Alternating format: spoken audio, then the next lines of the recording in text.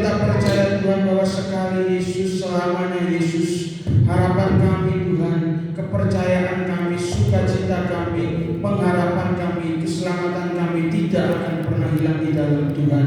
Dan di bahasanya Tuhan kami akan mendengarkan sebagian dari kebenaran firman-Mu hari ini. Biarlah Tuhan sembunyikan hamba di balik salib-Mu, dan biarlah Roh Kudus yang memimpin pemberitaan firman Tuhan pada sore hari ini. Biarlah Roh Kudus yang berbicara, biarlah Roh Kudus yang memberikan hikmat pada setiap jemaat hari ini. Terima kasih Tuhan, terima kasih. Di dalam nama Tuhan Yesus kami sudah memuji, menyembah, dan kami akan sama-sama belajar kebenaran firman Tuhan. Yang siap sama-sama belajar, sama-sama katakan amin. Terima kasih. Oke, shalom semua, selamat sore. Jadi sore ya, bulan malam, masih sore, menjelang malam. Oke, terima kasih untuk tim multimedia. Saya cek dulu tes untuk memastikan Oke, saya ucapkan terima kasih dulu untuk Bapak Gembala yang hari ini akan datang, karena kita tahu Bapak Gembala sedang berduka. Saya juga mengucapkan terima kasih buat Ketua IJM, Bu Steven, dan juga setiap pengurus, diaken, pengurus IDM, jemaat yang terkasih di dalam Tuhan. Ya, saya sangat bersyukur hari ini ada di tempat ini. Saya juga mengucapkan terima kasih selama saya praktek atau magang di sini. Saya sangat bersyukur sekali. Saya belajar banyak hal. Saya ditempa, saya diproses, dinasihati, ditegur, dicintai. Banyak sekali yang sudah dialami selama 6 bulan ini, gitu ya. Saya sangat bersyukur sekali. Saya benar-benar merasakan kekeluargaan di tempat ini, gitu ya. Saya merasakan, wow, ini ya, gereja yang saya pikir, gitu ya. Saya pikir, oh mungkin ya harus praktek, sekedar praktek, gitu ya. Tapi tidak, ternyata kita bisa menjadi keluarga di dalam Tuhan. Oke, hari ini kita akan langsung saja, kita akan sama-sama belajar. Saya akan menyampaikan judul khotbah saya, yaitu Tuhan ada di setiap musim hidupku. Berbicara tentang Tuhan ada di setiap musim hidupku, kita akan melihat bahwa kita hari ini kita punya Tuhan yang hidup, yang setia, yang selalu ada di dalam kehidupan kita. Ketika kita tahu kita punya Tuhan yang hidup, maka kita harus terus percaya kepadanya. Percaya kepada Tuhan yang hidup, Yesus namanya. Kita tahu sama-sama hari ini kita punya Tuhan yang hidup, ya, Tuhan yang datang ke dunia sebagai Tuhan dan Juru Selamat kita secara pribadi, Tuhan yang berserta dengan kita, Tuhan yang selalu ada di dalam kehidupan kita, ya. Teman-teman semua, saya panggil teman-teman hari ini untuk sementara saja, teman-teman yang berbicara dengan teman-teman. Nanti selanjutnya tetap panggil guru dan cici, gitu ya, supaya lebih akrab, gitu. Nah, teman-teman, kita punya Tuhan yang hidup, Yesus namanya. Sekali lagi saya katakan bahwa Tuhan datang ke dunia, ya, mengambil rupa seorang hamba, menjadi sama seperti kita manusia, ya. Dia meninggalkan jubah kerajaannya. Dia datang ke dunia menjadi sama seperti kita. Dia memberitakan Injil, dia hidup, dia lahir memberitakan Injil dan menggenapi nubuatan. Dan dia harus mati di atas kayu salib untuk menebus setiap kita hari ini. Tapi enggak cuma sampai sana, dia mati dan akhirnya pada hari ketiga dia hidup dan bangkit. Dan pada 40 hari kemudian dia naik ke surga, lalu Roh Kudus dicurahkan buat setiap hari kita hari ini untuk menolong kita. Dan kita harus terus percaya akan hal ini. Kita harus percaya bahwa kita mempunyai Tuhan yang hidup. Tapi tidak cuma hidup, kita punya Tuhan yang setia. Arti yang dikata setia adalah jangan pernah khawatir, jangan pernah ragukan Tuhan dan janjinya di dalam kehidupan kita.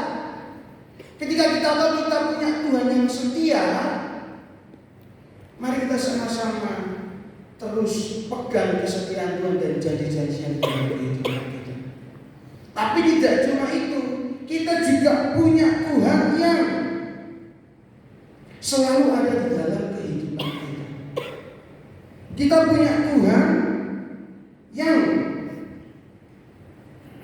luar biasa, dan kita tahu bahwa kita nggak perlu khawatir akan hidup ini.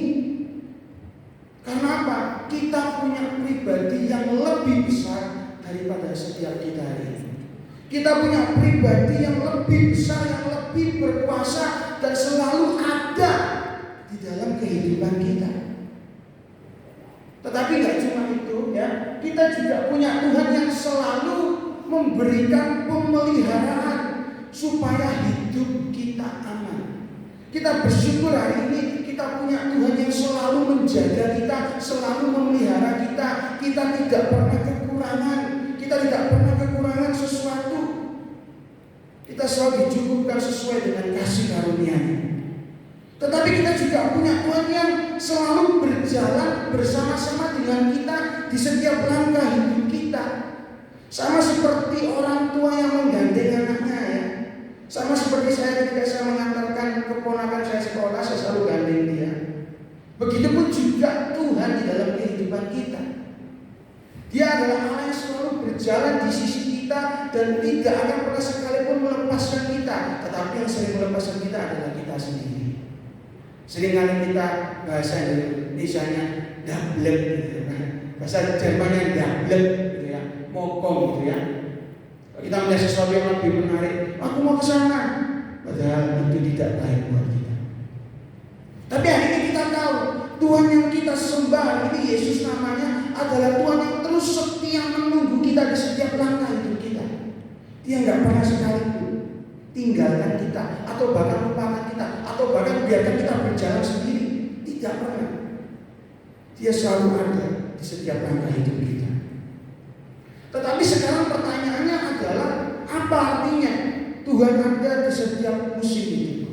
Mari kita sama-sama buka di dalam Pengkhotbah 3 ayat 1 sampai 15. Ya, nanti ya. Oke, kita baca bersama-sama Pengkhotbah 3 ayat 1 sampai 15. Saya minta tolong untuk teman-teman ibadah dewasa muda membacakan ayat yang genap. Saya akan membacakan ayat yang ganjil. Saya akan bacakan. Teman-teman sudah ketemu semua? Atau masih belum? Yang sudah ketemu katakan, Tuhan selalu ada. Oke, terima kasih. Baik, di sini judul perikopnya adalah untuk segala sesuatu ada waktunya. Untuk segala sesuatu ada masanya, untuk apapun di bawah langit ada waktunya.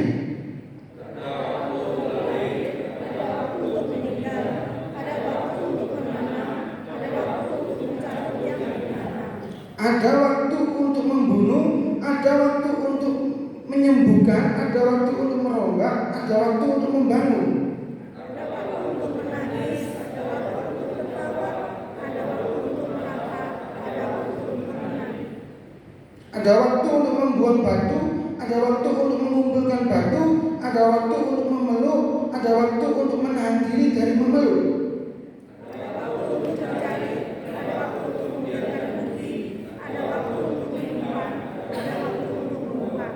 Ada waktu untuk merobek, ada waktu untuk menjahit, ada waktu untuk berdiam diri, ada waktu untuk berbicara.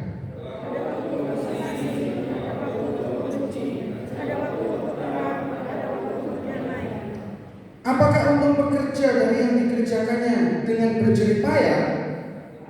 Melihat pekerjaan yang diberikan Allah kepada anak-anak manusia untuk makan dirinya. Ia membuat segala sesuatu indah pada waktunya, bahkan ia memberikan kekekalan dalam hati mereka. Tetapi manusia tidak dapat menyelami pekerjaan yang dilakukan Allah dari awal sampai akhir. Aku tahu bahwa untuk mereka ada yang lebih baik daripada bersuka-suka dan menikmati kesenangannya dalam hidup mereka.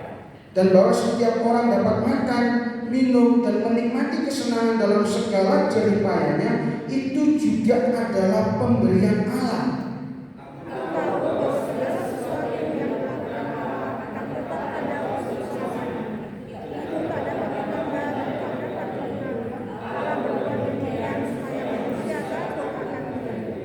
Yang sekarang ada, dulu sudah ada, dan yang akan ada sudah lama ada, dan Allah mencari yang sudah lalu.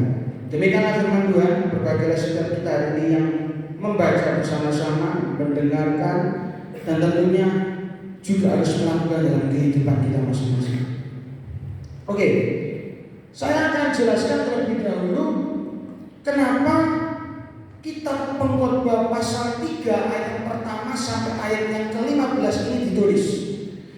Dan saya akan menjelaskan latar belakang apa yang mendasari seorang raja yang bijaksana, yaitu Raja Salomo, menulis kitab Pengkhotbah ini. Kitab Pengkhotbah ini adalah sebuah puisi yang ditulis dari perenungan Raja Salomo atas kehidupannya. Jika kita melihat seorang raja yang luar biasa, yaitu Raja Salomo, raja dengan segala kehebatan, kebijaksanaan, kemegahan yang ada di dalam hidupnya, dia sudah melakukan banyak sekali hal. Ketika dia muda, dia meminta hikmat kepada Tuhan, dan Tuhan memberikan hikmat itu kepadanya sehingga dia bisa menyelesaikan apapun, dia bisa melakukan apapun, dia bisa memberikan keputusan apapun, dan Tuhan menyertai hidupnya. Tetapi ada satu peristiwa yang sangat mencengangkan ketika dia atau Raja Salomo ini sudah melakukan segala sesuatu, dia bisa membuat segala sesuatu di dalam kehidupannya, dan kehidupan yang awalnya luar biasa ini namun ternyata menjadi sia-sia. Dan ini ditulis di dalam Pengkhotbah pasal yang pertama. Untuk segala sesuatu di bawah matahari adalah kesia-siaan. Kenapa demikian? Kita tahu sama-sama hari ini Raja Salomo adalah raja yang luar biasa memang.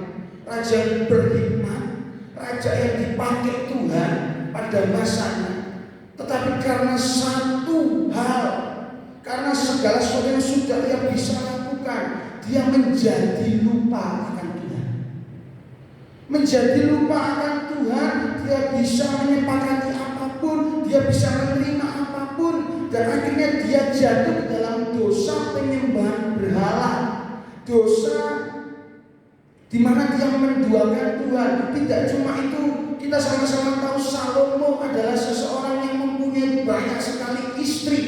Ada 300 istri dan 700 kuntil.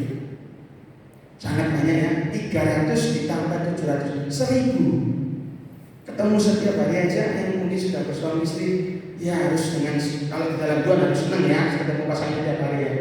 Kalau ini 1000 kan, ya ketemunya setiap hari satu gitu. Tidak akan ketemu mungkin gitu ya. Selama 3 tahun baru ketemu, 3 tahun ketemu sekali. Tapi kita tahu sama-sama hari ini, kejatuhan itu membuat Raja Salomo merenungi, menyadari bahwa apa yang sudah ia lakukan di dalam kehidupannya pada saat ia sudah jatuh ke dalam dosa penyembahan berhala, semuanya adalah kesia-siaan. Dia mengejar segala sesuatu di bawah matahari, dia bisa mendapatkan segala sesuatu, dia bisa memberikan segala sesuatu, dia bisa melakukan apapun intinya. Tetapi ternyata apa? Di sini dikatakan bahwa kehidupan yang awalnya luar biasa, namun ternyata sia-sia. Karena apa sia-sia? Karena Salomo tahu, ketika Salomo menulis kitab Pengkhotbah ini, Salomo dalam posisi sudah bertobat atau kembali kepada Tuhan. Salomo tahu bahwa apa yang sudah ia lakukan selama ini adalah kesia-siaan. Karena apa? Tidak ada Tuhan di dalamnya. Dan mari kita sama-sama melihat bahwa pertobatan Salomo itu akhirnya memperbarui konsep berpikirnya, akal berpikirnya. Dan itu pun juga harus menjadi pengingat setiap kita hari ini. Apa yang menjadi pengingatnya? Bahwa apa? Pertobatan oleh karena keputusan kita untuk menerima Injil dan karya keselamatan dari Tuhan Yesus harus memperbarui pola pikir kita akan segala sesuatu di dalam hidup ini, hidup yang fana ini. Segala sesuatu tentang pernikahan, tentang komunikasi, tentang pelayanan, tentang pekerjaan, tentang bisnis, tentang pendidikan, tentang hobi, tentang segala sesuatu di dalam hidup ini. Tetapi hari ini kita akan belajar tentang waktu. Bagaimana pembaharuan akal budi atau pola pikir tentang waktu yang sebenarnya. Saya akan bacakan kembali di ayat yang pertama. Untuk segala sesuatu ada masanya, untuk apapun di bawah langit ada waktunya. Di sini Raja Salomo menuliskan arti di dalam bahasa Ibrani tentang masa dan waktu itu. Ya, terima kasih ya. Segala sesuatu ada masanya, di bawah langit ada waktunya. Kita tolong ke slide lagi. Oke. Bapak Ibu, teman-teman jangan pusing ya tentang hal ini ya. Ketika Salomo diperbarui pola pikirnya ketika ia sudah kembali kepada Tuhan dan kembali mengenal Tuhan dan bertobat, Salomo mempunyai cara pikir dan cara pandang yang berbeda akan segala sesuatu di dalam hidup. Berbicara tentang segala sesuatu ada waktunya. Waktu yang ditulis di sini itu ada dua, ya, ada dua, yaitu ayat dan zaman. Zaman ini artinya adalah masa, ayat ini artinya adalah waktu di ayat yang pertama. Dan ini menunjukkan masa atau waktu yang terus berjalan dan tidak akan pernah kembali. Setiap waktu, namanya waktu, tidak akan pernah kembali, tidak akan pernah berulang dan akan terus berjalan. Tidak ada mesin waktu yang akan mengembalikan kita di tahun 2000 waktu saya masih bayi, tidak ada. Dan keterkaitan di dalam bahasa Ibrani zaman dan ayat, zaman berkaitan di kata kairos, sedangkan ayat berkaitan di kata kronos. Kita akan tahu bahwa kairos ini diartikan sebagai waktu secara khusus atau suatu periode waktu tertentu, atau boleh dikatakan sebagai waktunya Tuhan kalau kita pernah belajar. Sedangkan ayat atau kronos itu membicarakan tentang waktu secara umum, suatu urutan waktu atau waktu secara kronologis. Dan hari ini apa hikmat yang bisa kita ambil mengenai hal ini? Ketika Salomo menulis hal ini, Salomo menyadari bahwa setiap orang yang sudah mengenal Tuhan ataupun orang yang belum mengenal Tuhan di masa hidupnya ini berjalan di antara kedua waktu ini. Dan hari ini pun sama, kita akan melihat bahwa apa? Orang yang mengenal Tuhan dan tidak sama-sama menjalani waktu secara umum atau kronos. Kita berjalan, waktu yang terus berjalan, 5 detik kemudian, 10 detik kemudian, 1 jam kemudian, 2 jam kemudian, itu kronos. Waktu yang terus berputar dan tidak akan pernah kembali. Tetapi kita akan melihat bersama-sama bahwa berbeda dengan orang yang mengenal Tuhan dan memahami firman-Nya, mereka menyadari bahwa setiap waktu yang dijalani adalah waktunya Tuhan atau kairos. Sebab apa? Tuhan juga bekerja dan ada di dalam waktu kita. Kita hari ini perlu tahu, kita perlu menyadari bahwa waktu yang kita jalani hari ini tidak cuma waktu secara umum atau kronos, tetapi adalah waktunya Tuhan atau kairos. Sebab Tuhan ada di setiap waktu di dalam hidup kita. Logikanya sederhana. Apakah 5 menit ke depan Tuhan gak ada? Ada ya? Ya, Tuhan pasti ada di 5 menit kemudian. Apakah Tuhan cuma ada di hari Minggu saja ketika di gereja? Tidak.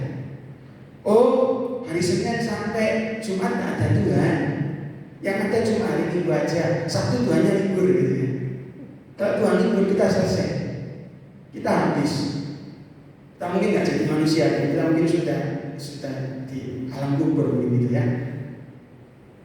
Tetapi karena kita tahu hari ini kita ada di dalam waktunya Tuhan. Waktunya Tuhan tidak berbicara tentang cuma kesempatan yang datang secara tiba-tiba, kesempatan yang tidak bisa berulang, tapi juga berbicara tentang kehidupan kita setiap kita hari ini, bahwa kita ini ada di dalam waktu kairos atau waktunya Tuhan. Sebab Tuhan ada di dalam waktu kita. Dan seringkali banyak orang yang membeda-bedakan antara waktu kronos dan kairos,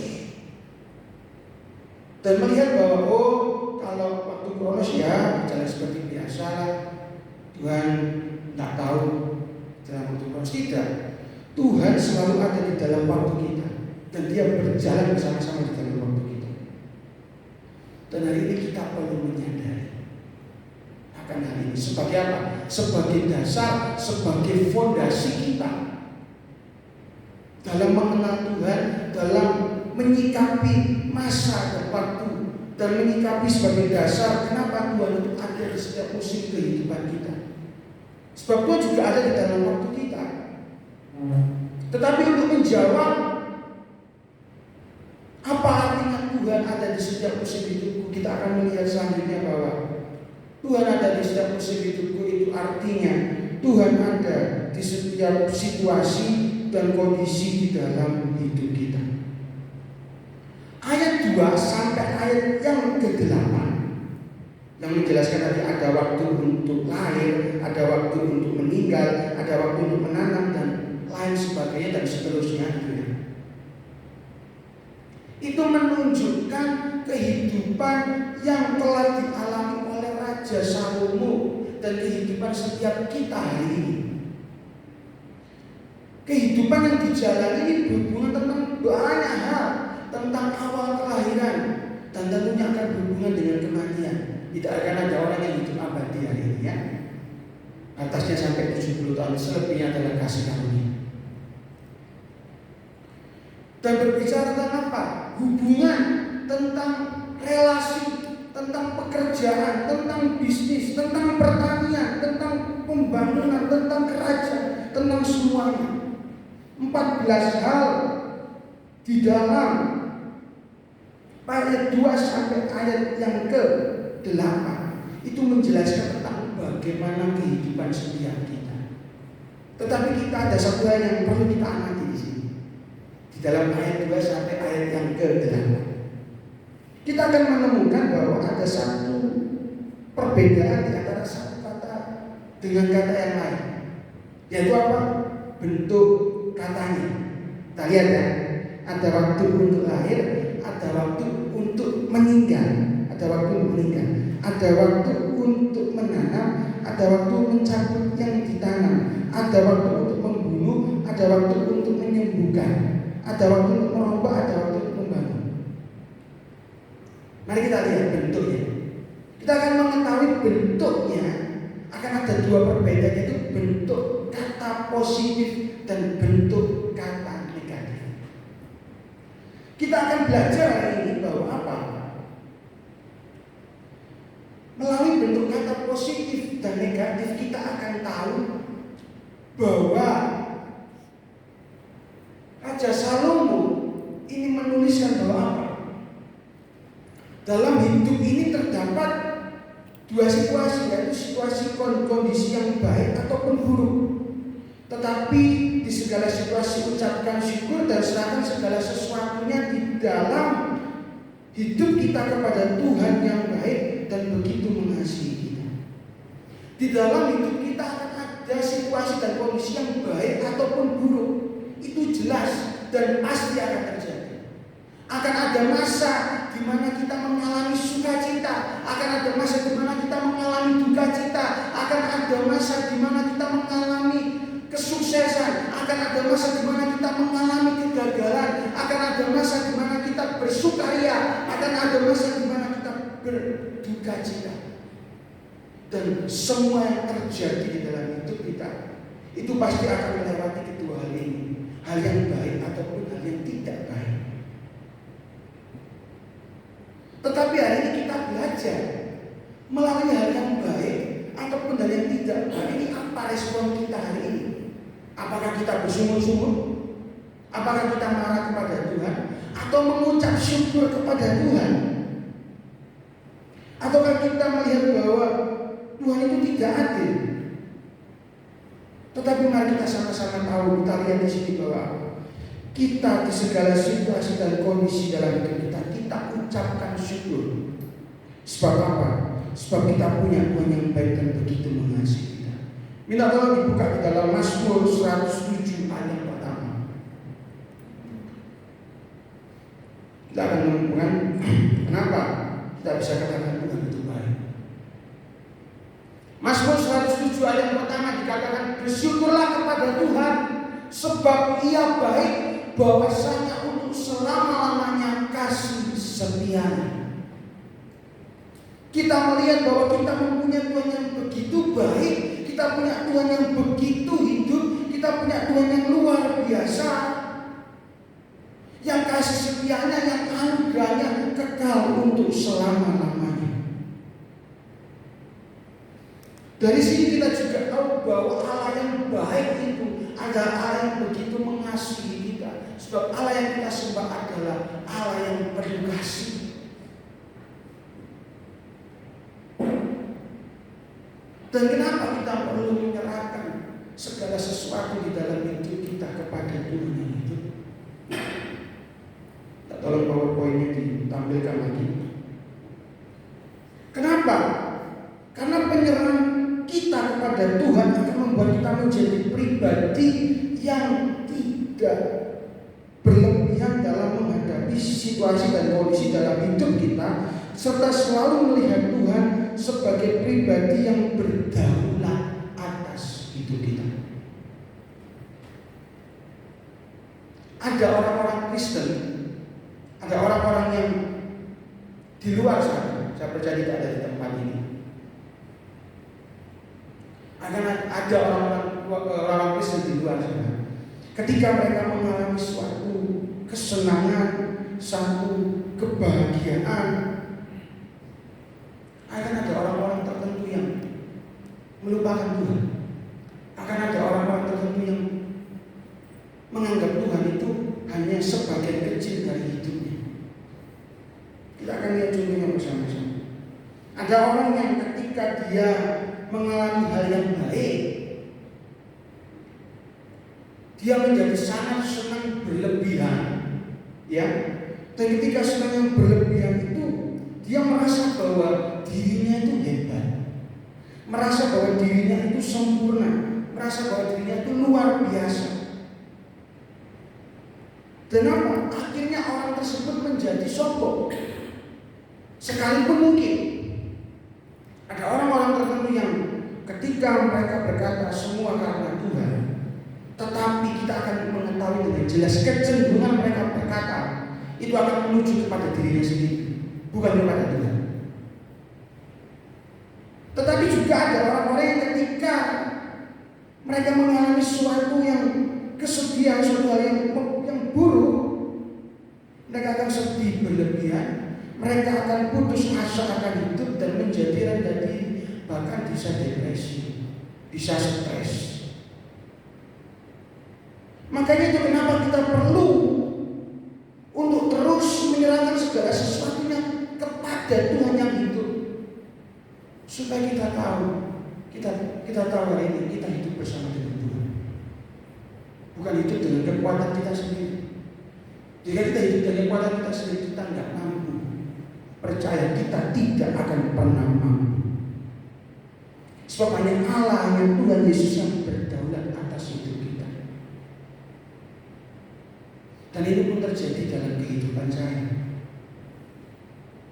Ketika suatu hari, ketika saya masih remaja, saya menjadi orang yang sangat sombong. Saya bisa dicukupi dalam banyak hal, Ketika saya minta A, keturutan A, minta B, keturutan B, minta C, keturutan C. Itu menjadikan saya orang yang tinggi hati dan sombong. Saya merasa bahwa karena papa mama saya itu semua bisa terjadi, bisa terpenuhi. Ya sekalipun saya bilang, oh itu semua karena Tuhan. Tetapi pada intinya sama. Saya tetap tetap berfokus pada pencapaian yang sudah dilakukan oleh papa mama saya. Tapi pada satu ketika setelah semua itu terlewat, terjadilah satu peristiwa yang begitu buruk, dan itu membuat saya sedih. Itu juga berhubungan dengan papa dan mama saya. Saya tahu satu kebenaran gitu ya. Saya sangat sedih sekali. Saya stres, saya depresi pada waktu itu. Saya menyalahkan Tuhan. Tuhan, kenapa aku dilahirkan seperti ini? Kenapa aku tidak dilahirkan dari orang tua yang ya lengkap gitu kan? Ya tetap orang tua saya lengkap. Tetapi teman-teman di sini, saya harap bisa mengetahui apa maksud ceritanya. Saya marah dengan Tuhan. Saya kecewa dengan Tuhan. Dan saya ingin memutuskan untuk bunuh diri saja. Gitu ya. Akhirnya suatu ketika saya di kamar, saya berdoa, saya menangis. Tuhan, aku ingin mati aja. Percuma hidup kalau hidup kayak gini. Saya nangis waktu itu. Saya nangis sejadi-jadinya. Saya tak makan kita, saya cuma nangis gitu. Ada satu suara di hati saya mengatakan, Yuda, jangan mati ya. Aku mengasihi kamu, aku akan pakai kamu besar menjadi hamba. Dari situ saya begitu nangis, saya menangis sejadi-jadinya sendirian di kamar. Saya tahu saya manusia yang tidak berharga ini dibuat berharga oleh Allah, bukan karena saya hebat, tapi karena Kristus telah menebus saya, karena Kristus telah menyucikan saya, karena Kristus telah hadir di dunia bagi saya, bagi setiap kita ini. Saya yang tidak berharga, yang masa lalu saya sangat buruk sekali, background keluarga saya adalah keluarga yang tidak sempurna. Memang setiap keluarga memang tidak ada yang sempurna, tapi lebih tidak sempurna lagi maksudnya. Tetapi saya tahu saya dikasih dengan begitu oleh Tuhan. Dan mulai dari situ, gitu ya, saya memutuskan untuk tidak mau bunuh diri lagi. Tapi di samping itu ya, kita sama-sama tahu kalau babi kecap itu enak gitu ya. Babi kecap itu enak, sate babi itu enak, ya, sancang guling itu enak gitu ya, capce itu enak gitu ya. Ngapain harus bunuh diri kalau kita masih bisa makan makanan yang enak gitu ya, dan masih bisa kita nikmati gitu. Dan selanjutnya, itu yang membuat saya benar-benar merasa wah tinggi Tuhan. Ketika saya terpuruk, ketika saya bahagia, mulai dari sana saya tahu Tuhan itu ada di setiap situasi dan kondisi saya. Begitupun juga teman-teman dewasa muda ini, percayalah bahwa Tuhan itu selalu ada di setiap situasi dan kondisi dalam hidup kita. Ada satu lagu yang sering saya nyanyikan adalah Engkau ada bersamaku di setiap musim hidupku, tak pernah kau biarkan ku sendiri. Itu menjadi kekuatan bagi saya. Kekuatan di jiwaku adalah bersamamu, tak pernah ku ragukan kasih-Mu. Bersamamu Bapa, hanya bersama Tuhan, ku lewati semua perkenanan-Mu yang teguhkan hatiku. Engkau yang bertindak, hanya Tuhan yang bisa bertindak dan memberi pertolongan, karena anugerah-Mu besar melimpah buat setiap kita hari ini. Kita perlu tahu hari ini, kita bersyukur kita punya Tuhan yang tak pernah tinggalkan kita. Lalu yang kedua,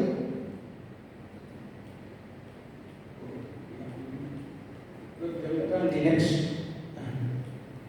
Oke, ini tadi ya. Penyerahan kepada Tuhan akan membuat kita menjadi pribadi yang tidak berlebihan. Nanti sudah saya jelaskan. Lanjut lagi. Oke. Jawaban yang kedua dari Tuhan ada di setiap musim hidupku, artinya bahwa Tuhan ada untuk membuat segala sesuatu dalam hidup kita indah pada waktunya. Kita akan lihat di dalam ayat yang ke-11 terlebih dahulu, Salomo berkata seperti ini. Ia membuat segala sesuatu indah pada waktunya, bahkan ia memberikan kekekalan dalam hati mereka. Tetapi manusia tidak dapat menyelami pekerjaan yang dilakukan Allah dari awal sampai akhir. Ayat yang ke-11 ini berhubungan dengan ayat yang ke-9, 10, 11, 12, dan 13. Kita akan melihat bersama-sama bahwa ketika Salomo menyatakan hal ini, menurut saya Salomo melihat bahwa segala sesuatu di dalam hidupnya, segala sesuatu yang sudah ia jalani, yang sesuai dengan saya ceritakan tadi, segala keburukan, segala dosa, kejatuhan dia di dalam penyembahan berhala, dan di dalam kehidupannya ketika ia masih belum bertobat dan belum kembali kepada Tuhan, dia tidak menemukan keindahan apapun. Salomo tidak menemukan keindahan apapun ketika dia bisa melakukan segala sesuatu, dia bisa menikmati segala sesuatu, dia bisa merencanakan segala sesuatu, dan itu berhasil. Tetapi apa? Salomo tidak pernah menemukan keindahan di sana. Karena apa? Jelas dikatakan di ayat 11, Tuhan membuat segala sesuatu indah pada waktunya. Karena apa? Hanya Tuhan yang bisa memberikan keindahan di dalam kehidupan Salomo maupun kehidupan kita. Maka dari itu ayat yang ke-9 menjadi sebuah pertanyaan untuk Raja Salomo. Apakah untung pekerja dari yang dikerjakannya dengan berjerih payah? Salomo bertanya, apakah untungnya? Tapi dari perenungannya dan puisi yang ditulisnya di dalam ayat yang ke-10, 12, dan 13, Salomo menyadari satu bahwa apa? Segala sesuatu di dalam hidupnya itu diberikan oleh Tuhan. Segala sesuatu. Teman-teman bisa lihat di ayat yang ke-10, ayat 11, dan ayat yang ke-12. Segala sesuatu pekerjaan yang melelahkan, yang Tuhan berizinkan dan diberikan untuk melelahkan manusia, itu datang dari Tuhan. Dan kesenangan untuk menikmati jerih payah itu pun juga dari Tuhan. Maka dari itu Salomo menyadari akan hal ini. Tetapi kita perlu tahu bahwa apa? Segala sesuatu yang indah dalam waktunya Tuhan itu tidak tiba-tiba terjadi di dalam kehidupan kita begitu saja. Harus ada proses kehidupan yang dijalani dengan tanggung jawab di hadapan Tuhan dan bersama dengan Tuhan. Kita hari ini perlu tahu bahwa setiap pekerjaan yang Tuhan berikan yang melelahkan diri kita itu adalah bentuk proses, adalah bentuk tanggung jawab yang harus kita kerjakan setiap kita masing-masing hari ini. Apapun bidang profesi kita, menjadi mama, menjadi papa, pembisnis, pendeta, gembala, pengkhotbah, orang kantoran, yang punya salon, yang punya perusahaan, apapun, yang sekolah, yang kuliah, apapun. Saya jelaskan sini, apapun harus ada proses yang dijalani dan kita tidak bisa diam saja. Tetapi jangan lupakan satu bahwa apa? Tuhan ada untuk memampukan setiap kita untuk melewati setiap proses kehidupan serta tanggung jawab dalam kehidupan kita. Jadi jangan lupa untuk terus apa? Mengandalkan Roh Kudus dalam setiap proses yang kita jalani. Kita punya Roh Allah yang hidup. Kita punya Roh Allah yang besar di dalam hidup kita.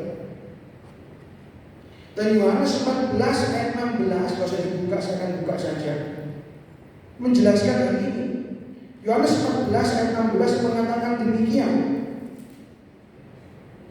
Aku akan minta kepada Bapa, ini berkata Yesus, dan ia akan memberikan kepadamu seorang penolong yang lain, supaya ia menyertai kamu selama-lamanya.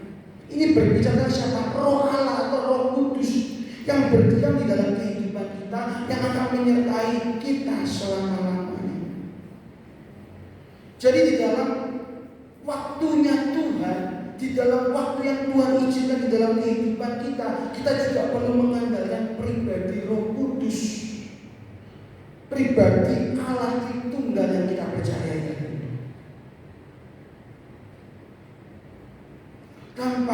Kudus tanpa Tuhan, saya yakin dan percaya bahwa kita tidak mampu menjalani hari-hari yang begitu berat, hari-hari yang begitu melelahkan, hari-hari yang begitu menyakitkan, hari-hari yang bisa mengecewakan kita. Tetapi dengan Roh Kudus kita dimampukan untuk berjalan, kita dimampukan, kita dikuatkan. Karena apa? Roh Kudus itu adalah roh yang menolong setiap kita hari ini. Lalu apa?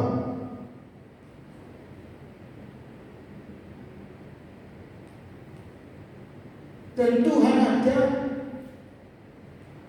dan tanggung jawab di hadapan Tuhan akan membuat orang Kristen diizinkan dan diberikan kesempatan untuk menikmati apa yang sudah diperjuangkan. Tentu ketika kita sudah berproses, kita sudah berjuang, dan kita mengandalkan Tuhan sebagai prioritas yang pertama dan terutama, kita akan melihat bahwa apa? Tanggung jawab kita di hadapan Tuhan yang sudah kita kerjakan, kita lakukan. Kita akan tahu hari ini kita akan diizinkan untuk apa? Menikmati kesenangan itu, menikmati kesenangan, menikmati kesempatan atas apa yang sudah kita perjuangkan. Di sini juga dikatakan di ayat yang di dalam Khotbah 3 ayat yang 12 dan 13. Aku tahu bahwa untuk mereka tak ada yang lebih baik daripada bersuka-suka dan menikmati kesenangan dalam hidup mereka, dan bahwa setiap orang dapat makan, minum, dan menikmati kesenangan dalam segala jeripayaan itu juga adalah pemberian Allah. Jelas ya, teman-teman? Segala sesuatu di dalam kehidupan kita, proses yang sudah kita lewati dan kita bisa menikmatinya, itu juga pemberian daripada Tuhan. Setiap poin saya akan ada sharing dalam mengenai kehidupan saya. Bukan supaya saya berfokus pada saya, tetap semuanya akan kembali kepada Tuhan. Saya bukan orang yang hebat, saya pun masih harus belajar dari firman Tuhan tentunya. Sebuah fun fact gitu ya. Ketika saya menjalani skripsi dan makan di sini, saya adalah orang yang paling terakhir. Jadi ada teman-teman, ada 9 yang kemarin maju skripsi, dan saya adalah orang yang paling terakhir menulis skripsi. Karena apa? Karena ketika saya mengajukan proposal dicoret. Karena pembimbing saya berhubung pembimbing saya dengan rektor saya. Rektor saya nggak setuju dengan topik ini, coret, ganti lagi, saya harus buat lagi 15 lembar, ya, untuk buat bab 1 aja. Coret lagi, nggak setuju. Coret lagi, nggak setuju. Itu membuat saya bingung, gitu ya, membuat saya stres jujur aja. Dan sampai orang-orang di kampus itu meremehkan, bisa tak kamu maju skripsi, bisa tak?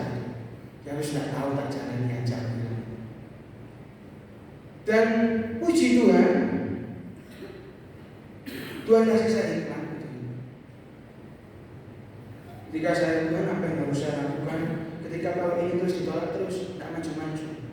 Yang lainnya sudah bab 2, ada yang sudah bab 3, ada yang sudah bab 4 gitu ya. Ada yang bab 4, sudah bab 4, apa aja bab 1 belum selesai ke bab 4 gitu ya. Bab 4 ini ngetik pakai apa? Ini kok saya sudah sampai bab 4 gitu ya. Teman-teman yang sepantaran dengan saya itu sudah bab 2, bab 3, bab 1 gitu. Ini sudah bab 4. Ini pakai apa gitu ya. Ya saya enggak itulah ya. Tapi saya adalah orang yang paling tertinggal dalam itu, sampai diremehkan, dan ya jujur itu saya juga sedih gitu ya kan.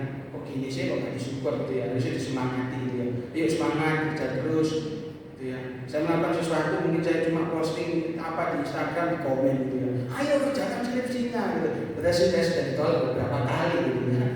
Dari proses itu ya.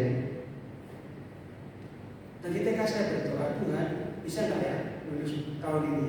Saya sudah ada pengumuman kita akan skripsi tahun ini, skripsi tahun ini, wisuda tahun ini. Dan ketika saya harus masih mengulang bab 1 dan lainnya, saudara terus berjalan, saya begitu, aku nggak mampu, kasih kamu hikmat. Dikatakan hikmat pertolongan, dan akhirnya puji Tuhan ada satu topik ya yang Bapak Gembala kita sudah ngomong tentang ajaran sesat gitu ya. Saya membahas itu dari itu di ACC, sekalipun itu masih banyak sekali hal yang harus direvisi gitu ya. Saya mengerjakan itu sekitar pengumuman 2 minggu sebelum skripsi gitu ya. Itu saya masih ada di bab 2. Yang lain sudah bab 3 menuju bab 4, saya masih bab 2. Saya Tuhan bisa nggak ya? Bisa nggak ya? Dalam hati saya, ketika saya berdoa, Tuhan cuma mungkin aku membuat segala sesuatu indah dengan waktuku. Saya mengerjakannya dengan semangat gitu ya, dengan perjuangan juga berkat doa-doa dari keluarga besar tempat ini gitu ya, yang menyupport gitu ya.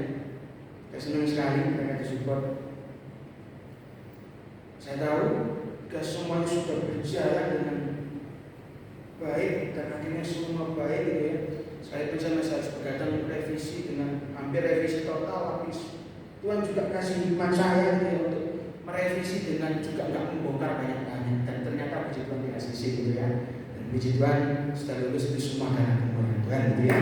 Karena saya hebat, saya masih harus belajar.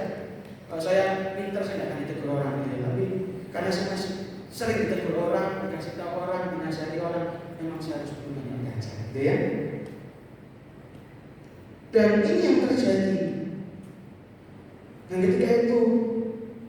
ketika saya benar-benar mengerjakan skripsi di perpustakaan, saya begadang malam-malam jam 12 malam, semua orang sudah itu, saya di perpustakaan sendirian, perpustakaan kampus ya, dengan begitu suasana yang begitu cukup menegangkan gitu ya. Ada kursi gerak sendiri, gitu ya. Ada keran air yang dibuka itu, di dalam temboknya itu ada keluar suara air gitu ya. Ada suara sound system bunyi. Tahu dengan suara sound system bunyi, tapi jam 12 malam ruang sebelah ini ruang majelis pusat, nggak akan ada ruang ini. Ruang sebelah kanan ruang ibadah, nggak akan ada orang ibadah. Ada suara sound yang berbunyi ya, dengan segala peristiwa yang ada gitu ya. Sampai orang-orang itu bilang, berani ya kamu ya, jam 1 pagi, jam 12 malam kerja skripsi, hebat itu. Kalau biasa saya kepepet soalnya gitu aja gitu ya. Karena kepepet gitu ya. Tapi kita ikut saya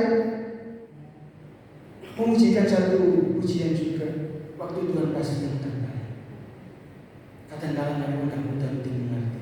Lewati setiap percobaan, aku tak percaya waktu Tuhan pasti yang terbaik. Tapi jangan lupa, memang waktu Tuhan terbaik kalau kita diam aja ya.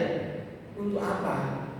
Dan Tuhan nggak akan tolong kita. Tapi kalau kita bergerak bersama dengan Tuhan, dan Tuhan menjadi sumber kemuliaan dari segala sesuatu, saya percaya bahwa Tuhan akan sertai setiap langkah.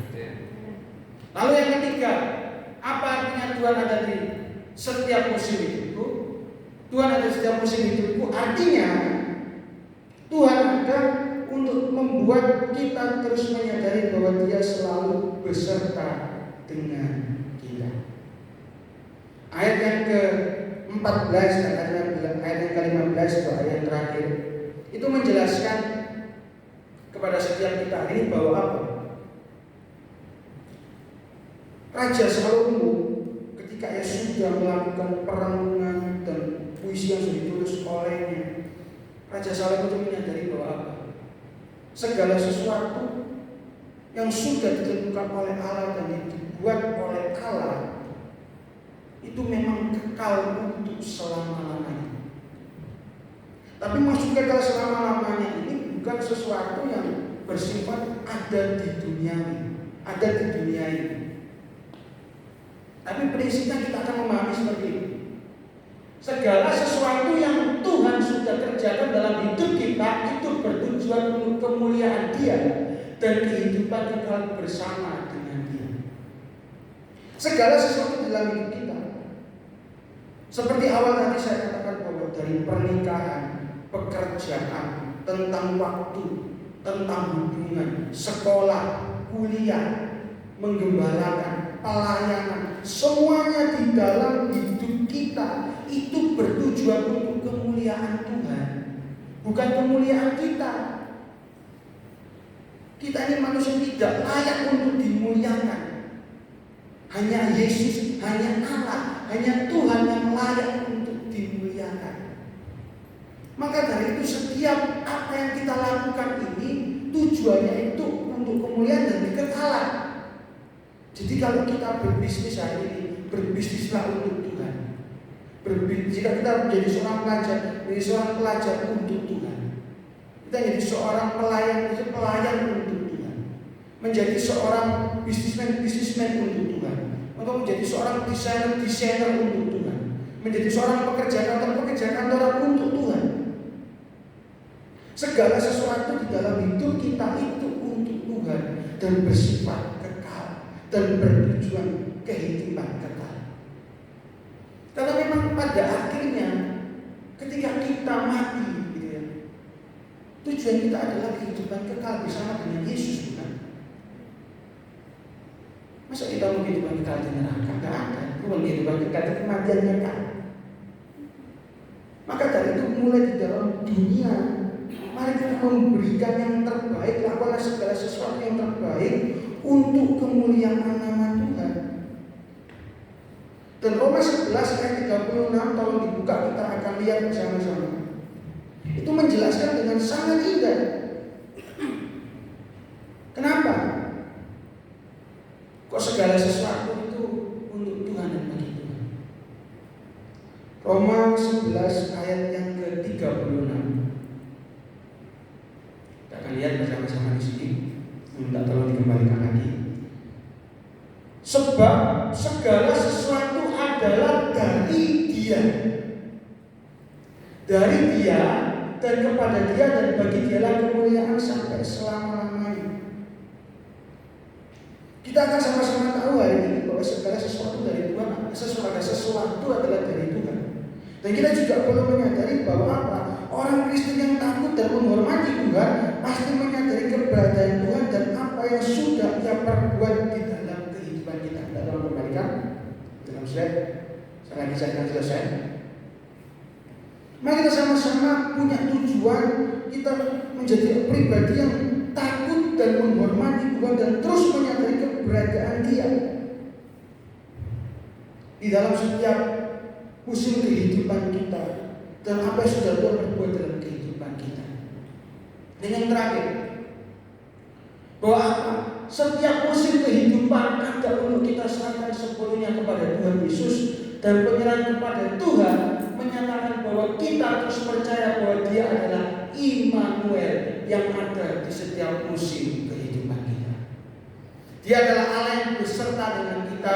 Dia selalu beserta dan ada di dalam setiap musim kehidupan. Jangan pernah ragukan Dia, jangan pernah lupakan Dia. Terus ingat akan hal ini, terus percaya dan beriman akan hal ini, teman-teman semua. Mari terus memandang kepada Yesus sebagai satu-satunya pribadi yang berdaulat atas kehidupan kita. Saya undang pemain musik untuk maju ke depan. Mari kita sama-sama menyadari satu hal, bahwa di dalam segala musim kehidupan kita Tuhan selalu ada.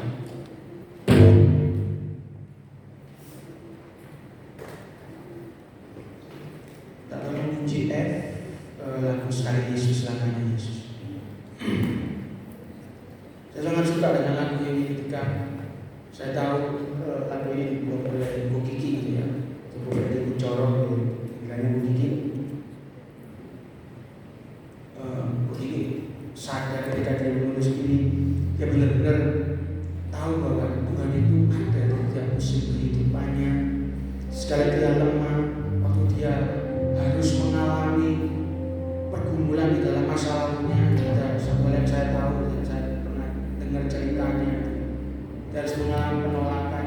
Tapi dari saat ini dia begitu dipakai luar biasa di banyak tempat. Dia menulis lagu ini. Dan dia tahu yang semua yang terjadi hari ini semua karena Yesus, bukan karena Dia yang baik. Mari kita sama-sama merenungkan firman Tuhan hari ini.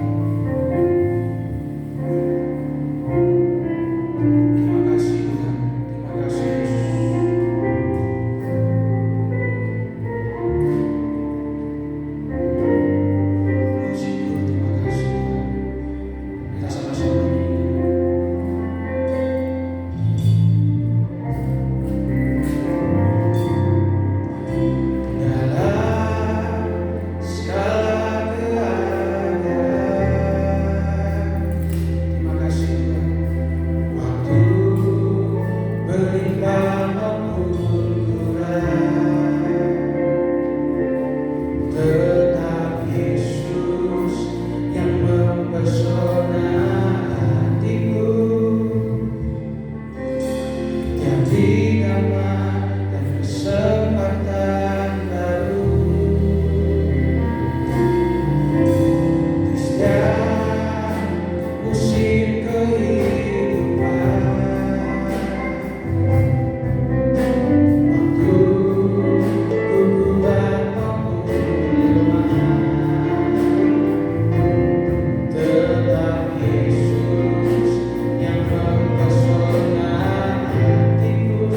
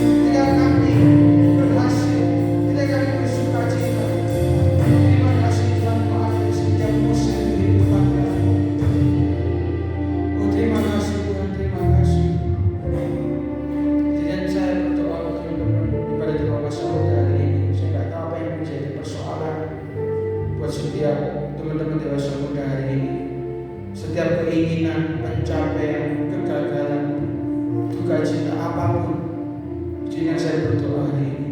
Tuhan, terima kasih buat kasih setiamu atas setiap kami hari ini. Hamba bersyukur Tuhan ada di tempat ini. Hamba bersyukur bisa mengenal orang-orang yang luar biasa Tuhan. Bukan untuk menyenangkan hati orang-orang di tempat ini, tapi karena hamba benar-benar merasakan kasih kekeluargaan, kehidupan pelayanan yang berpusat pada Kristus. Kami tahu Tuhan, setiap kehidupan kami hanya bertujuan untuk kemuliaan Tuhan. Dan hari ini sebagai seorang hamba Tuhan, anakmu berdoa untuk setiap rekan-rekan dewasa muda yang hari ini mungkin mengalami satu pergumulan atau mengalami satu masalah, ataupun tidak mengalami masalah tetapi mempunyai satu keinginan sebagai sebuah pencapaian di dalam itu, atau apapun Tuhan yang sudah dipergumulkan. Hamba berdoa biarlah kehendak Tuhan yang terjadi di dalam kehidupan setiap rekan-rekan termasuk hamba Tuhan di dalam ibadah dewasa muda tempat ini. Terima kasih Tuhan buat segalanya di dalam kehidupan kami. Biarlah Tuhan Kau Allah yang terus bekerja di dalam setiap kehidupan rekan-rekan dewasa muda termasuk hamba-Mu. Dan firman Tuhan telah selesai pada malam hari ini, tetapi Roh-Mu tidak pernah selesai, hikmat-Mu tidak pernah selesai Tuhan mengingatkan setiap kami akan apa yang kami pelajari hari ini. Perkataan hamba tidak sempurna, tapi biarlah kehidupan bersama dengan Kristus, bersama dengan Roh Kudus, bersama dengan Bapa di surga ini akan melengkapi dan mengingatkan teman-teman rekan-rekan dewasa muda di tempat ini. Kami berdoa juga Tuhan untuk Bapak Gembala dan Ibu Gembala yang sedang beristirahat karena sudah Tuhan sangat capek Tuhan. Berikan Bapak Gembala kami kekuatan, kesehatan, karena besok juga harus berkhotbah di ibadah raya. Berikan kekuatan Tuhan, hikmat-Mu daripada Tuhan Yesus sendiri. Kami mensyukur Tuhan dalam doa kepada Bapak Gembala kami. Juga Bapak berdoa Tuhan ibadah dewasa muda tempat ini biarlah banyak teman-teman, banyak remaja-remaja yang akan datang di tempat ini dalam nama Tuhan Yesus. Dan juga Tuhan akan ada generasi, akan ada orang-orang yang datang yang rela hidup melayani Tuhan di tempat ini. Berdoa juga Tuhan kami bersepakat bersatu hati, bukan untuk kami Tuhan, bukan untuk supaya gereja ini terkenal, tapi supaya nama Kristus, nama Yesus dipermuliakan di tempat ini. Terima kasih Tuhan, terima kasih untuk segala sesuatu Tuhan di dalam kehidupan kami. Hamba saya berbicara, Kau yang berdaulat dan beracara selanjutnya Tuhan. Terima kasih Bapa, di dalam nama Tuhan Yesus kami sebut dan bersyukur. Haleluya, amin.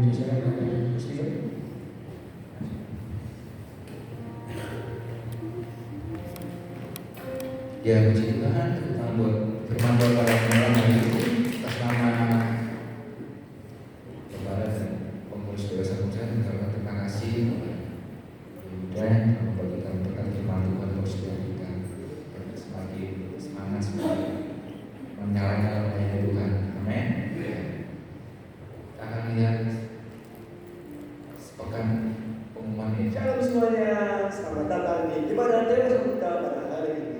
Gimana nih? Doanya tadi orang kali kan? Jadi saya mewakili seluruh jemaat Firman Karyasi mengucapkan terima kasih kepada pembicaranya yang telah menyampaikan firman-Nya pada hari ini. Semoga firman yang disampaikan nanti bisa menjadi berkat dan kekuatan bagi kita sekalian. Berikutnya saya menyampaikan program untuk satu pekan ke depan.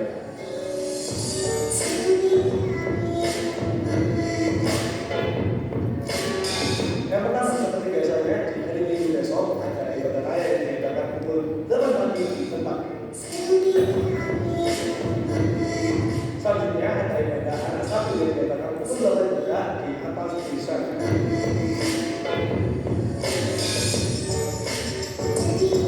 Selanjutnya ada ibadah kecil yang diadakan tiap pukul 10 pagi di atas tanah. Jadi buat teman-teman semua jangan lupa cek ya.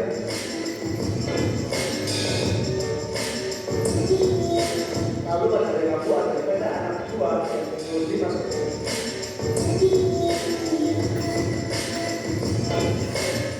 Lalu ini juga ada doa malam yang diadakan tiap hari Kamis pukul 7 malam. Sampai kita bisa bertemu bersama di dalam doa dan juga pembina.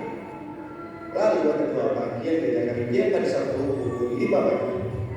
Dan yang lain biasanya jangan lupa untuk hadir lagi di ibadah Dewasa Muda di Sabtu.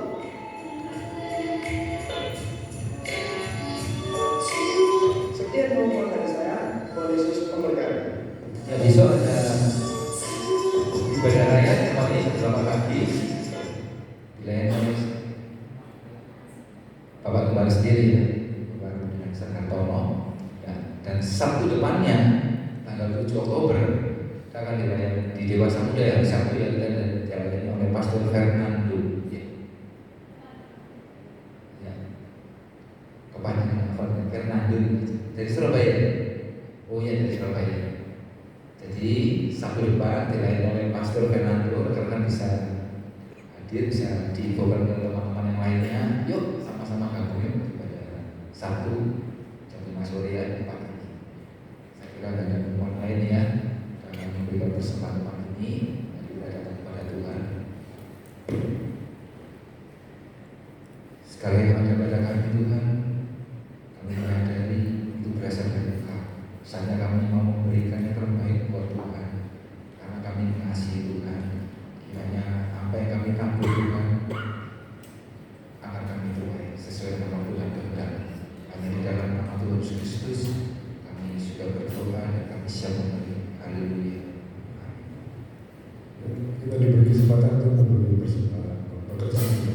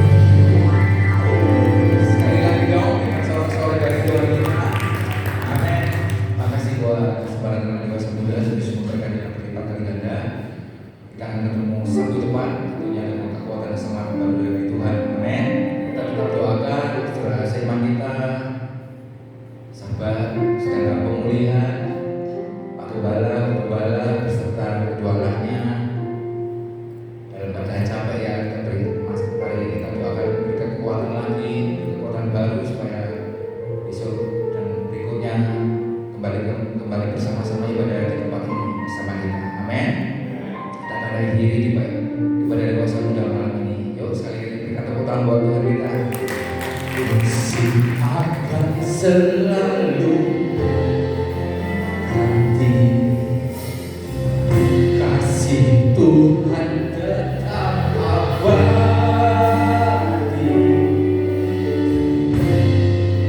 tak akan berubah sampai selamanya.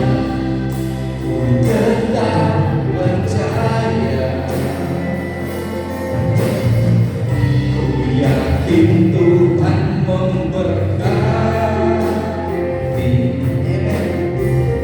Ku yakin Tuhan melindungi. Burung di udara Tuhan pelihara, karena kasih-Nya. Oh, sama-sama dengan imanmu.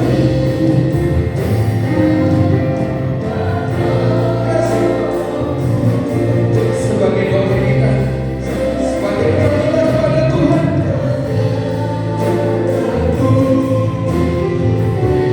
Sehelai rambutku tak akan terjatuh tanpa seizin-Mu.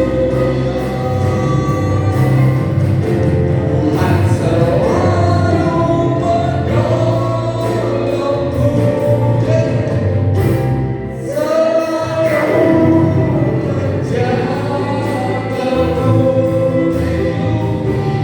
Dia mengenyangkanku dan memeliharaku seumur hidupku. Yuk bersama-sama sebagai doa kita di hadapan-Nya. Tuhan selalu menolongku, selalu menjagaku. Sehelai rambutku tak akan terjatuh tanpa seizin-Mu. Tuhan selalu menolongku, selalu menjagaku.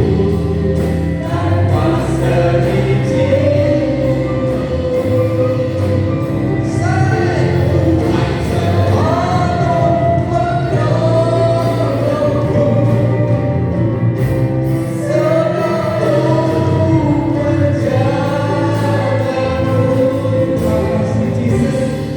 Dia mengenyangkanku dan memeliharaku seumur hidupku. Dia mengenyangkanku, Dia mengenyangkanku dan memeliharaku seumur hidupku. Sekali lagi kita angkat itu.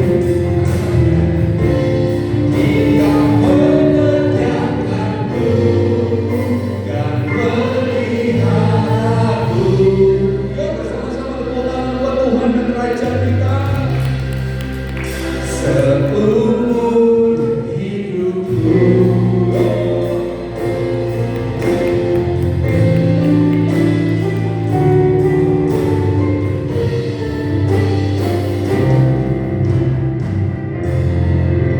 Kami kembalikan segala pujian dan hormat, pujian dan syukur, pujian dan kemuliaan hanya bagi-Mu Tuhan di tempat yang maha tinggi, kekal selama-lamanya. Terima kasih Tuhan buat hadirat-Mu di tengah-tengah ibadah dewasa muda pada malam hari ini. Kami bersyukur Tuhan, kami telah menerima kebenaran firman-Mu. Biarlah firman itu menjadi pegangan hidup kami, doa hidup kami dalam menghadapi perjalanan hidup ini ya Tuhan yang masih panjang. Kami percaya janji-Mu ya dan amin buat setiap kami. Makasih ya Tuhan, berkati Yehuda yang sudah memberikan berkat firman Tuhan, pakai dia lebih heran lagi, lebih dahsyat lagi Tuhan untuk kemuliaan nama-Mu. Dalam usia mudanya Tuhan, pakai dia Tuhan lebih hebat lagi. Terima kasih ya Tuhan. Kami juga berdoa buat Bapak Gembala, Ibu Gembala beserta ketuhanannya, yang senantiasa melindungi, Tuhan senantiasa menyertai dan memberkati. Begitu juga pasal Tuhan dalam proses pemulihan, Tuhan senantiasa menolong dan menjaga hidupnya. Selama makin hari semakin dipulihkan Tuhan, semakin sehat semakin kuat dan bisa beribadah bersama-sama kami pada Sabtu-Sabtu berikutnya. Terima kasih ya Tuhan, percaya ibadah dewasa muda ini ibadah yang berkenan di hati Tuhan, dan Tuhan akan senantiasa menolong setiap kami apapun saat ini kami datang dengan segala macam masalah, dengan segala macam pergumulan. Kami percaya Tuhan, Engkau yang terlebih besar, Engkau yang sanggup memulihkan setiap kami. Kami percaya Tuhan, kami yang datang dengan sakit penyakit, Tuhan akan memberikan kesembuhan. Yang kami datang dengan beban berat, Tuhan akan memberikan kelegaan buat kami. Kami yang datang dengan putus asa, Tuhan memberikan pengharapan yang baru. Sekali Yesus, selamanya tetap Yesus. Kami berdoa Tuhan juga buat ibadah besok Minggu. Tuhan menolong, Tuhan berkenan, Tuhan hadir dengan ibadah Minggu besok, dan nama Tuhan yang dipuji dan dipermuliakan. Terima kasih ya Tuhan. Kami percaya kami semua sudah diberkati Tuhan. Saudara-saudaraku yang terkasih dalam Tuhan, mari angkat wajahmu, buka kedua tanganmu.